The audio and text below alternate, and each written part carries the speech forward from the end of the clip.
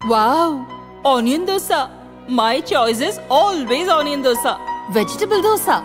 It's my choice. Podi dosa. My choice is podi dosa. Wow! Masala dosa. It's always my choice. Dosa வகைகளில் ஒவ்வொருவருக்கும் ஒவ்வொரு choice இருக்கலாம். ஆனால் எல்லா வகை தோசைகளுக்கும் ஒரே சாய்ஸ் இதயம். சுரா கைட் 12ஆம் வகுப்பு பொதுத் தேர்வுக்கான புதிய பதிப்பு.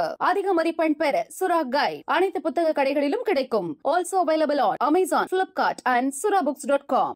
தலைநகர் டெல்லியில் மொத்தம் 7 லோக்சபா தொகுதிகள் உள்ளது. 2014-2019 லோக்சபா தேர்தலில் அனைத்திலும் பாஜகவே வென்றது. டெல்லியில் அதிக இடங்களில் வெல்லும் கட்சி ஆட்சியை பிடிப்பது வழக்கம்.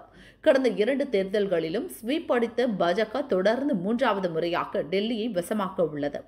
இந்த தேர்தலில் பாஜக டெல்லியில் தனித்து போட்டியிட்டது. காங்கிரஸ், ஆம் ஆத்மி கூட்டணி அமைத்து போட்டியிட்டன. இப்போது வெளியான கணிப்புகள் பாஜகவுக்கு சாதகமாகவே உள்ளது. டெல்லியில் 7 தொகுதிகளில் ஒன்றான சாந்தனி சவுக்கில் மட்டும் இழுபறி நிலவும். அதிலும் பாஜக வெல்ல அதிக வாய்ப்பு உள்ளது என கூறப்பட்டுள்ளது. டெல்லியை பாஜக தட்டி தூக்கியது போல பஞ்சாபில் காங்கிரஸ் முன்னிலை பெறுகிறது. பஞ்சாபில் மொத்தம் 13 லோக்சபா தொகுதிகள் உள்ளன. டெல்லியில் காங்கிரசுடன் கூட்டணி அமைத்த ஆம் ஆத்மி பஞ்சாபில் தனித்து போட்டியிடும் என அக்கட்சித் தலைவர் கெஜ்ரிவால் அறிவித்தார். கடந்த 2019 லோக்சபா தேர்தலில் பஞ்சாபில் ஆம் ஆத்மி 8, காங்கிரஸ் 2, பாஜக 1, மற்ற கட்சிகள் 2 இடங்களில் வெற்றி பெற்றன. அடுத்து 2022 நடந்த சட்டசபை தேர்தலில் மொத்தம் உள்ள 117 இடங்களில் ஆம் ஆத்மி 97 வென்றது. இதனால் லோக்சபா தேர்தலும் தங்களுக்கு சாதகமாக இருக்கும் என நினைத்தது. ஆனால் ஒரே வருடத்தில் பஞ்சாப் அரசியல் களம் தலைகீழாக மாறியது.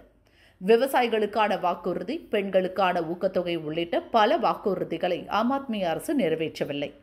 அதே நேரத்தில் பஞ்சாபில் எதிர்க்கட்சியாக இருக்கும் காங்கிரஸ் விவசாய கடன் தள்ளுபடி, குறைந்தபட்ச ஆதரவு விலை உள்ளிட்ட வாக்குறுதிகளை தந்தது.